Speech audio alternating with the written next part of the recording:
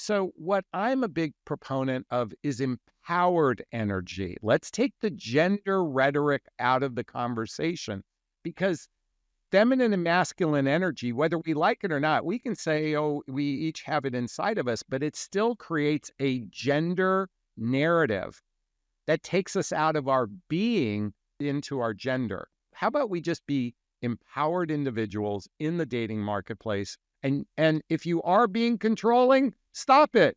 Welcome to Relationship Headquarters. I'm Bob Grant, relationship coach and best-selling author. And today I have a very special guest, Mr. Jonathan Aslay. Jonathan, welcome and glad to have you. Well, thanks for having me, Bob. I've been wanting to connect with you for quite some time, so I'm glad we're able to do this. Yes, so I know we were just going to jump in. One of the things that I noticed when I was looking at your YouTube was about the masculine and feminine. And that's such a big thing now. It's really popular for especially a lot of the ladies I talk with. They hear that when in doubt, need to be more feminine. That's the problem. I'm just not feminine enough, because if I'm feminine enough, that's what men like. And I see them browbeating themselves and just punishing themselves because they're not feminine enough. And I just wanted to get some of your take on that. Sure. It's interesting. What does that even mean, feminine enough? I don't even understand what that means. And oftentimes women are criticized for being in their masculine energy. But think about what they've been told. They're too controlling. They're too ambitious. They're too disagreeable. They're too negative. Why is that masculine energy? Because if a man is too controlling, too ambitious, too negative, why would you want that in a man, let alone any human being? So what oftentimes is something they say, well, you shouldn't be these things. You need to be feminine. And I'm not a fan of when a man is too needy, too dependent, as if that's feminine. And I'm like, you wouldn't want that in a woman either. So what I'm a big proponent of is empowered energy. Let's take the gender rhetoric out of the conversation because feminine and masculine energy, whether we like it or not, we can say, oh, we each have it inside of us, but it still creates a gender narrative that takes us out of our being into our gender. How about we just be empowered individuals in the dating marketplace? And if you are being controlling, stop it. If you're being disagreeable, stop it. And I'm saying stop it in a tongue-in-cheek way, but if it's not working for you, then make a shift in your life. But you don't need to wrap it in the word feminine, in my opinion. And this is for the women out there, because I think I don't even know how to, by the way, how do you even gauge masculine when you hear polarity? A man needs to be this much masculine and this much feminine, and without it, you won't have polar. How the fuck do you even gauge this? Excuse my French, by the way, I get passionate about this. So it's a lot of rhetoric that means nonsense in my book. And I know I'm going to offend some of you that are really into masculine, feminine energy, but let me just say this. Empowered energy is a lot more valuable, not gender-related empowerment. I know what you talked about was so much has been cultural and folks get into the habit of it. And then you were saying more about what you think and what you've seen as far as is I don't know if behind the scenes is the right word, what's underlying it. Well, I think it's because I'm still active in the dating marketplace as a man who's in midlife, which I always say is midlife is after baby making years and before retirement. And I'll kind of repeat what I was just sharing with you. So a lot of dating rhetoric from the purview that I see it is centered around instinct, biology, socialization, and cultural narratives and stories and scripts. And while there is some base truth to that, much like coding in a computer program, what isn't really drawn is the attention of the imprinting that happens in childhood, and both the childhood wounds and adult traumas that literally negates all of the stereotypes around men and women. Because if you really get to the root of the most significant problem in the dating marketplace, centers around emotional maturity, emotional capacity, emotional IQ, emotional availability. That trumps all of that other stuff. So that dating advice that's based on men are provider protectors and they must climb to the highest room of the tallest tower, and women are nurturers and they just must submit to men. That's all garbage in the face of the deeper truth around emotional maturity.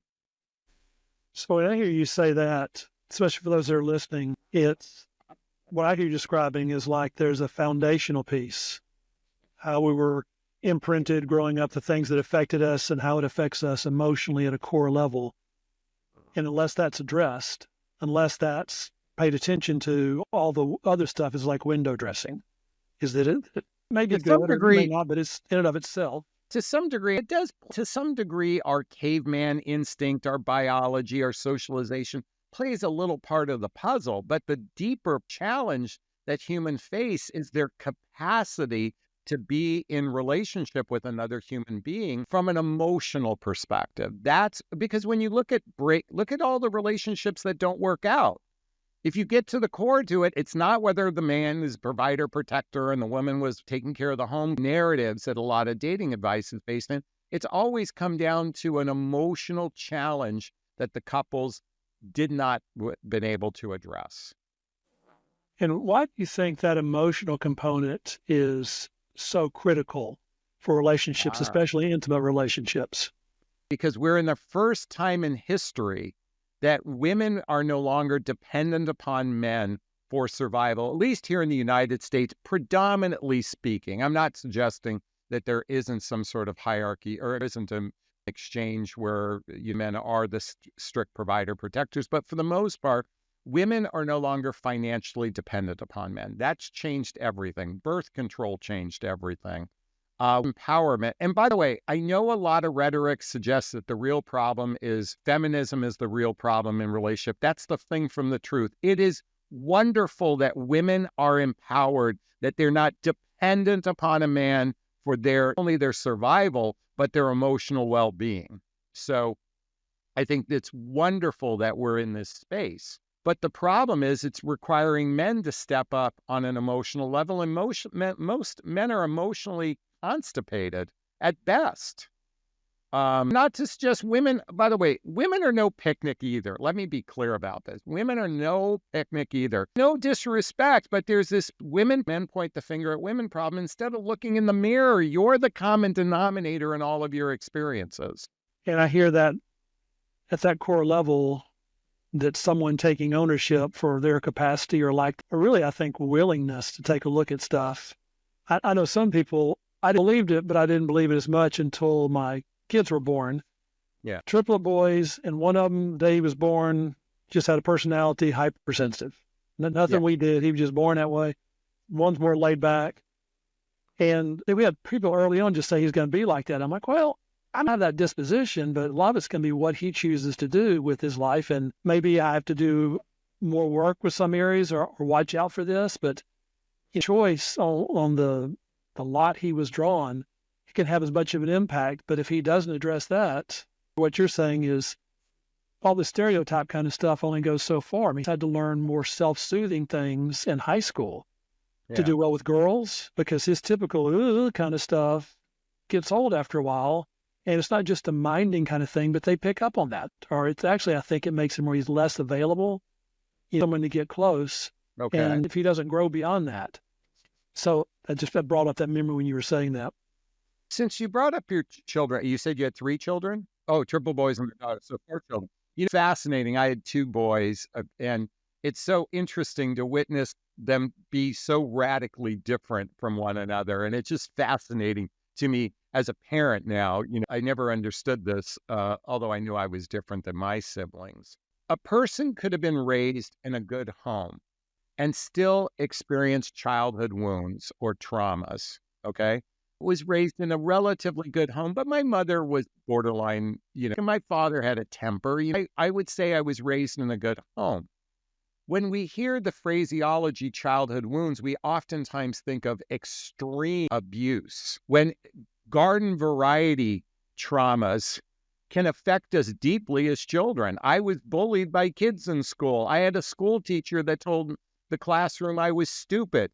Things that my parents didn't do but happened in my experiences directly affect who I am as a person. And all of my interpersonal relationships, whether they're romantic or friendship or, professional, all of these scripting plays a role in our capacity to connect with other human beings. So when we talk about healing childhood wounds, first we have to identify what wound you might have experienced in childhood and how that plays a role in your life.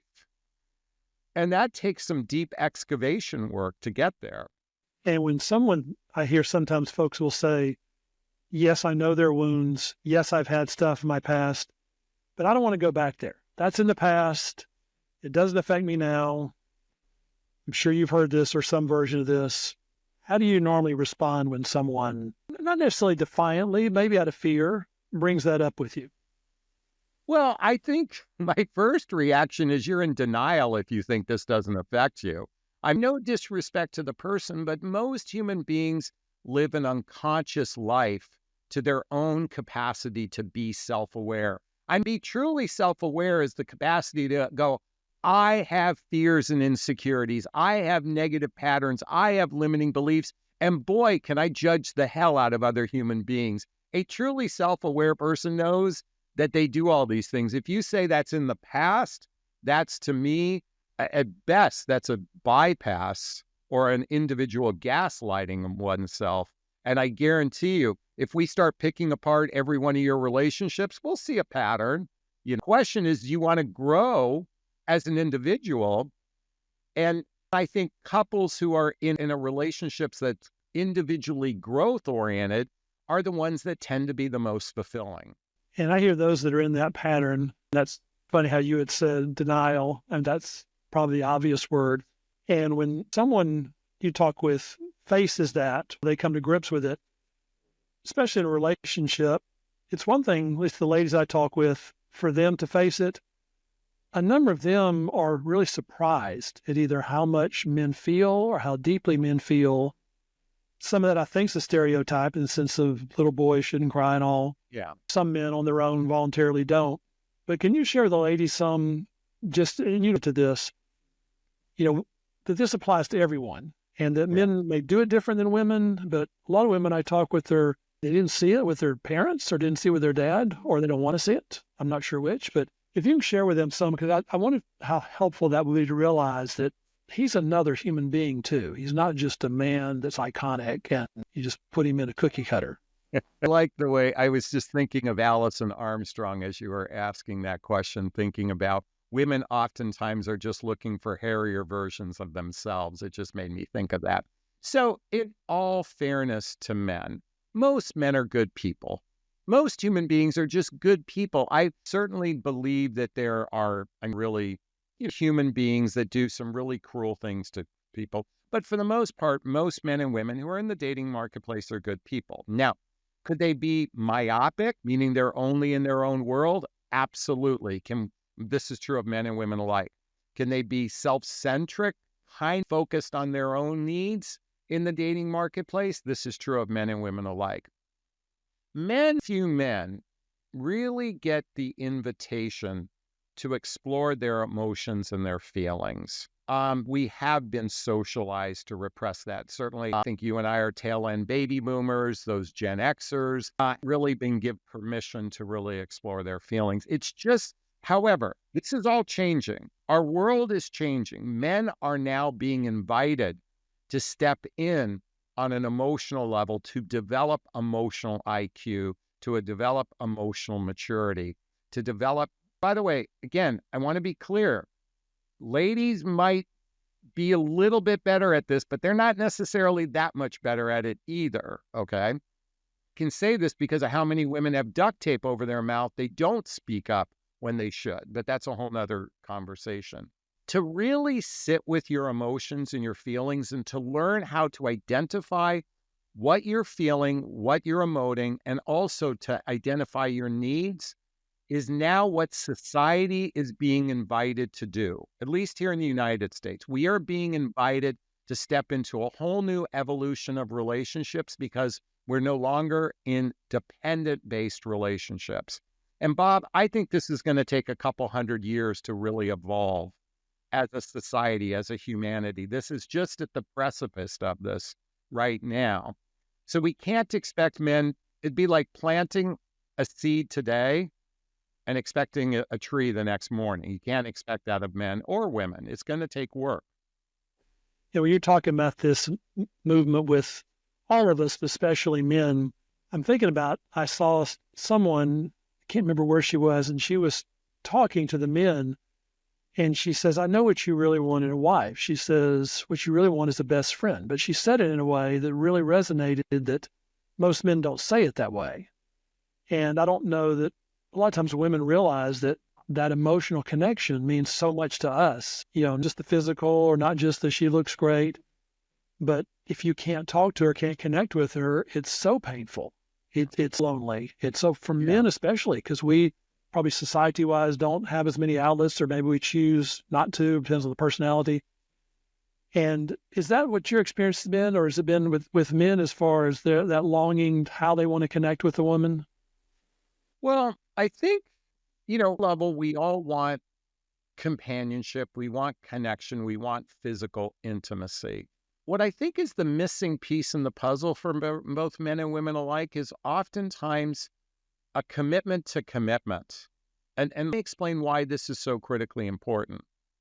When you are committed to commitment, the way you evaluate someone in your life is different than when you're just seeking, I want a little bit of companionship, I want a little bit of connection, I want a little bit of sex, I want it at my beck and call, which because sex is given so freely now. It used to be something you really had to earn in the past, but now it's given so freely that casual relationships, situationships, friends with benefits, hookup, now outnumber serious relationships. And why this is so important is a lot of men and women are just in relationship with another human being to just get a little bit of those needs met, a little bit of emotional connection, a little bit of companionship, because to some degree, partnering with another human being, it work. And I say work, when you're in a bad relationship, that's talking about that kind of work. I'm talking about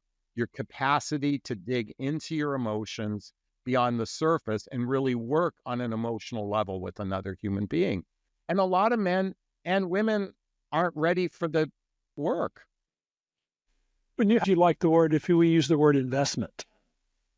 Yeah, by the way, that's a word I use more for. I only use the word work, but it really means the word investment. Yeah, because it is a lot of, because if I go into something knowing, because I'm invested in this, I find this with men a lot of times, when they're invested in stuff, they will hold on even when they shouldn't. I've seen this with stocks, real estate, because they're just so emotionally connected with it that they will hold on because they are invested, and they don't mind the work because it's like a part of them's in it. And I hear that casual thing to the detriment, I think, in a lot of areas, is someone getting just a taste. And then the disappointment that comes, it's safer on one hand, but I find it to be a lot of folks so much more lonely. And so, I'm sorry, I wanted to say something because I want to bring back to committed to commitment. I think this is a really important piece that we might want to spend a little time unpacking. When two people engage in getting to know each other, there's this dance. We're really trying to get to the truth of another person. Or let me reframe that. That should be the goal. It's not about, let's have a good time, let's be romance, make him climb to the highest room of the tallest tower, yada, yada, yada. Really, we should get to the truth of a person. That would be the ideal purpose of dating. And when two people decide that they're going to explore a relationship, I believe there should be a level of commitment to that exploration. In other words, intentionality. And certainly the first stage of commitment, or at least in my world, is the agreement to monogamy and exclusivity. What very few couples actually ever reach to is the second level of commitment. Again, this is in my world, is that's teamwork. Are we really operating as a team? That's the second level of commitment. And the third level of commitment, again, in my world, is all in. I'm all in, with the ship with this one, I'm all in. And two people being all in. When that is your intention for connecting with another human being, then you're operating from a place, hopefully, of intentionality, but genuine evaluation objectively. Now, what you talked about, doubling down, investment, that you're not being objective, chasing good money after bad kind of thing. The objective person says, wait a minute, we're not aligned with each other. As much as I care for you deeply, we shouldn't be exploring this relationship together. Or we have to fix what's misaligned and get aligned with one another. And that's not to suggest couples aren't going to have differences, but your core alignment needs to be on the same page. So I'm hearing you talk about evaluating it, not just emotionally, but intellectually, really with all parts of ourselves, and stepping toward this to see and evaluating, is this a good fit for me? Am I a good fit for them? Yeah. And then committing all in, as that sounds like it's when it seems like a wise decision to make versus something impulsive. Well, again, we can, another issue with dating today, because of our dating swipe apps and everything, there's this false sense of abundance out there. So sometimes you see women and men dating 3 people at the same time. Now, when I say dating, meeting people and going out on dates and that sort of thing. So when you have so much distraction, not investing, like I tell people, look, give one person 3 weeks of your time to see if it makes sense to get into something a little bit more, if you're dating 3 people at the same time and they're dating 3 people at the same time, no wonder people are bouncing off of one another. And I'm a big proponent of dating one person. When I say dating, after the first meeting, if you're going to meet someone again, just spend a little bit of time getting to know them to see if it makes sense. I don't say go all in, but move towards monogamy and exclusivity, the first date, but not months in late either, So for them to be very conscious about the choices they're making with this person. Yeah. While they gather information, because it sounds like that maintains their ability to be objective. Well, here's the though, Bob, is women and men are terrible at getting to know another human being. I mean, human beings are so bad at getting to know another human being. It's like asking, a grader to do an interrogation of a serial killer, the level of most humans have. No disrespect to the second grader.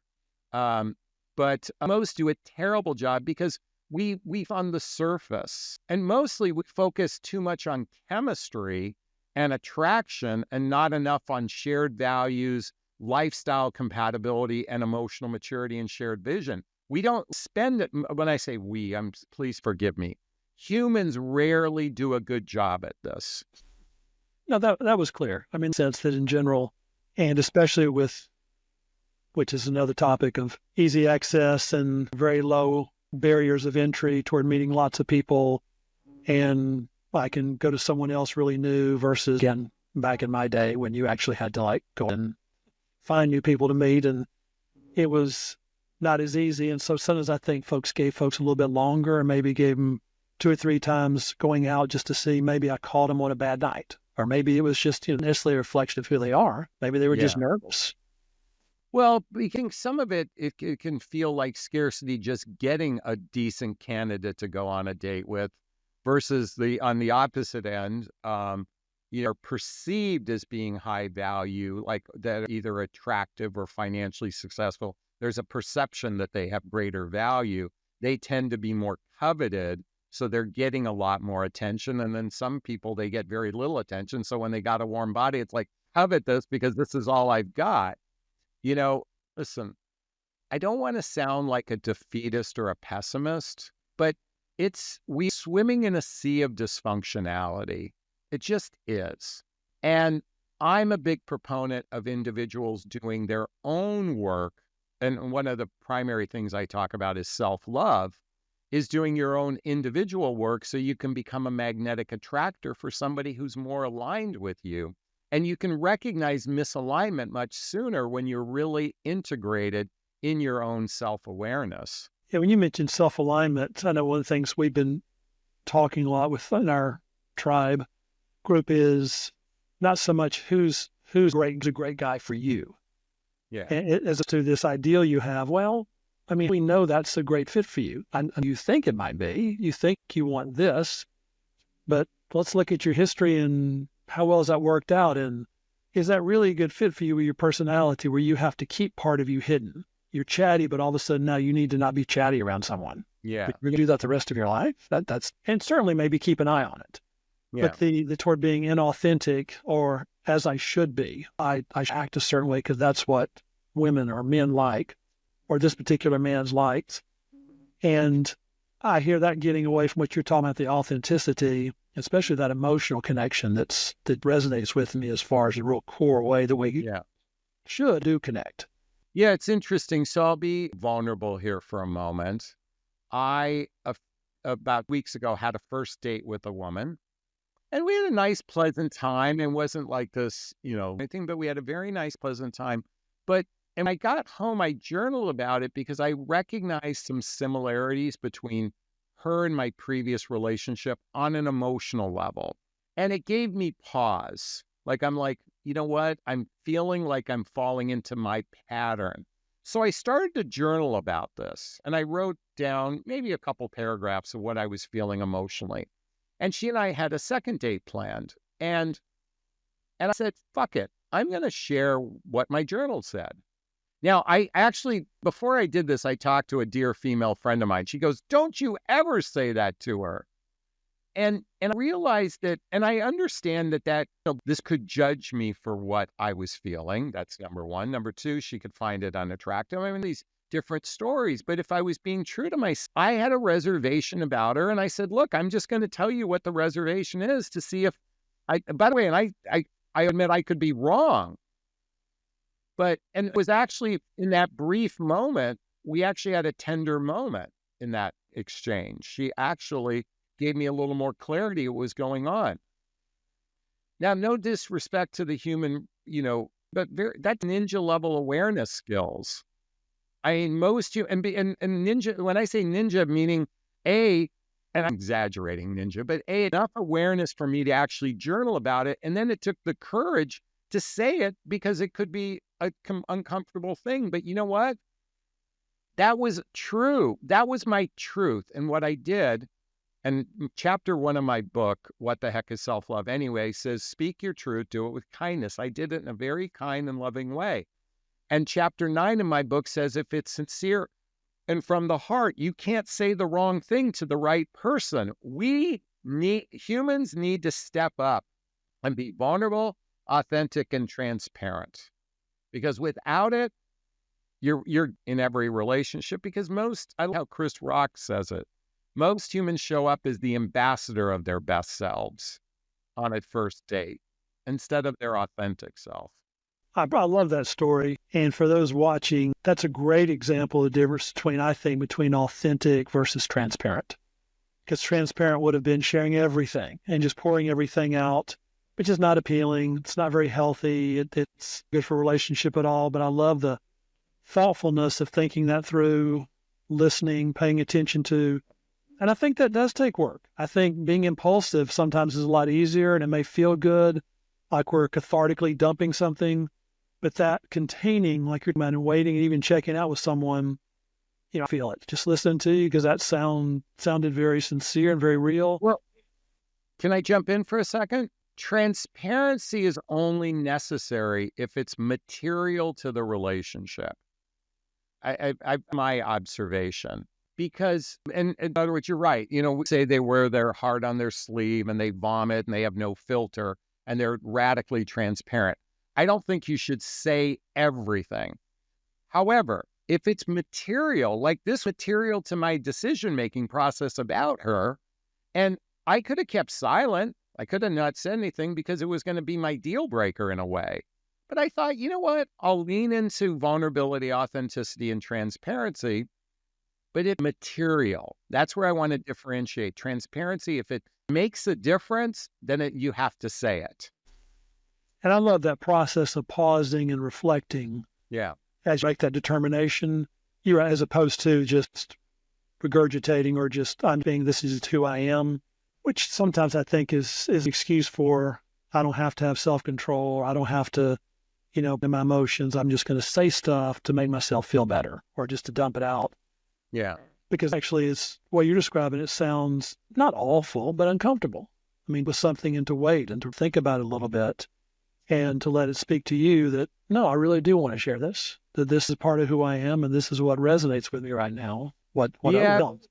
it was dancing between the uncomfortableness and the potential of judgment and someone's feelings. Going through, and interestingly enough, book, The Untethered Soul by Michael Singer, which I think is a fabulous book, has nothing to do with relationships. But the first chapter is the roommate in your head. Like, I how to talk to the roommate in my head, I have actually a fraternity in my head, but so learn to talk to those different parts of myself. Like when I was journaling, I was having the conversation of what I was actually feeling, what my needs are. Like, most beings rarely sit with their feelings. Like, we've heard the phrase, feel your feelings, okay? And great to feel your feelings.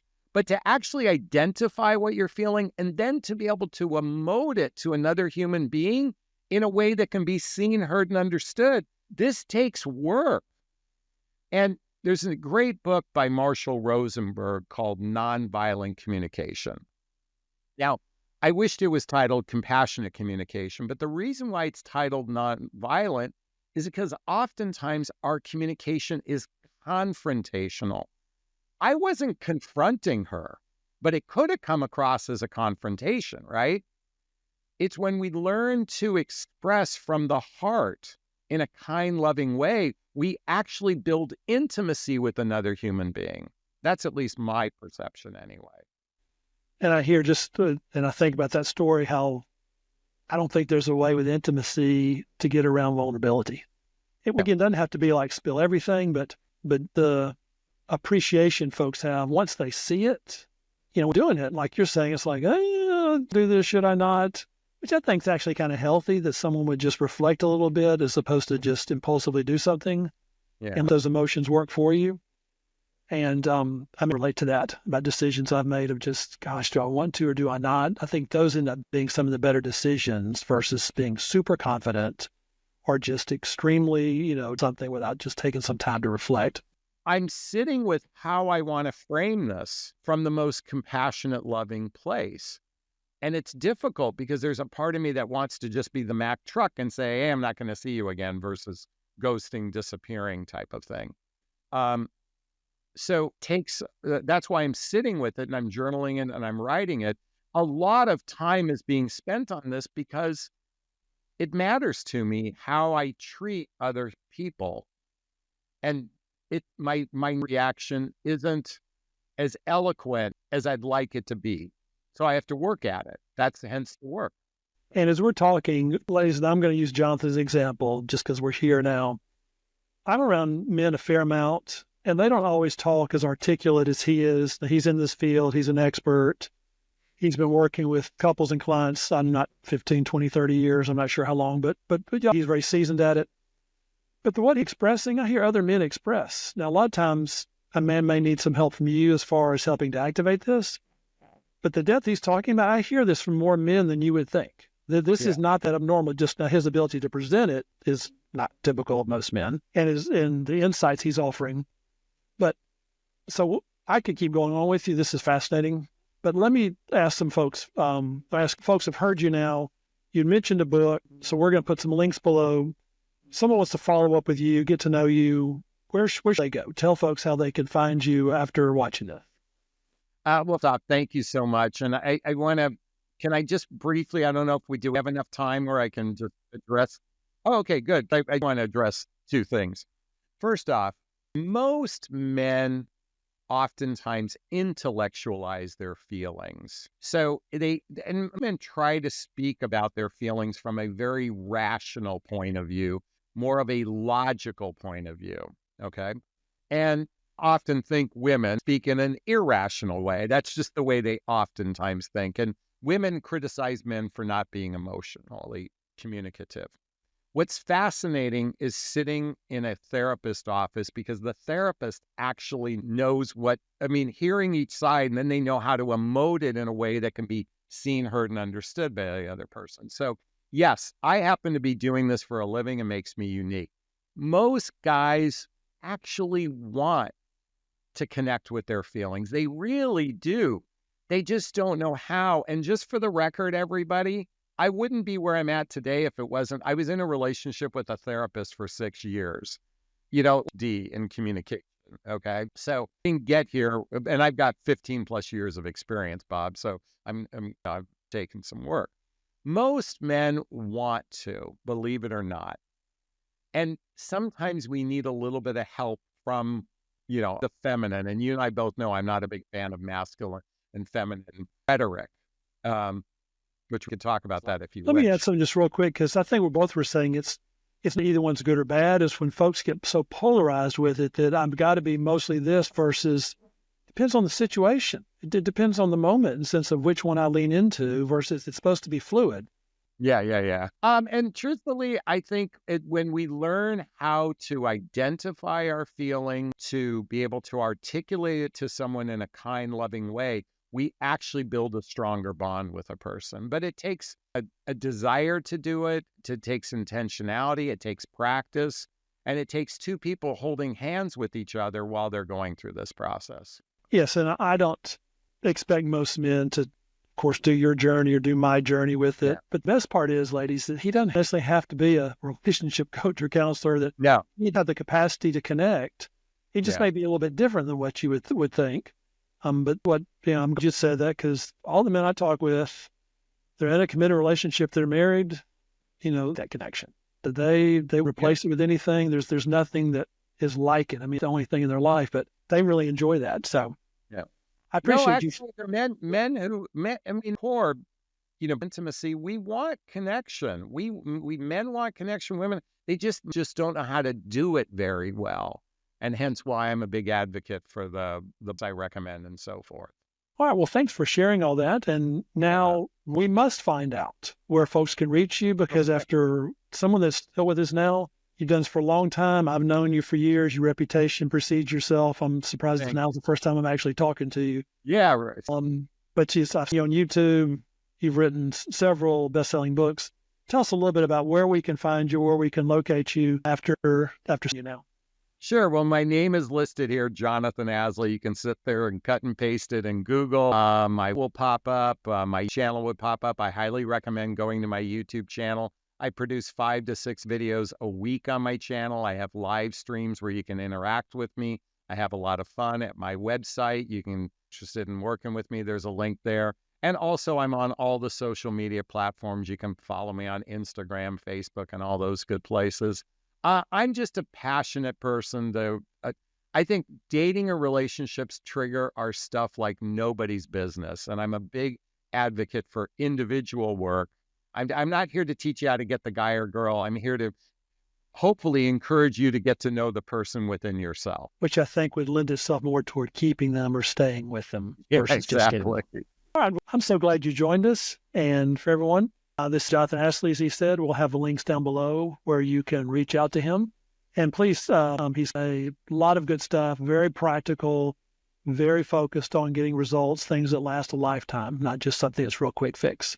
Yeah. Thanks so much for joining us. Thank you very much, Bob.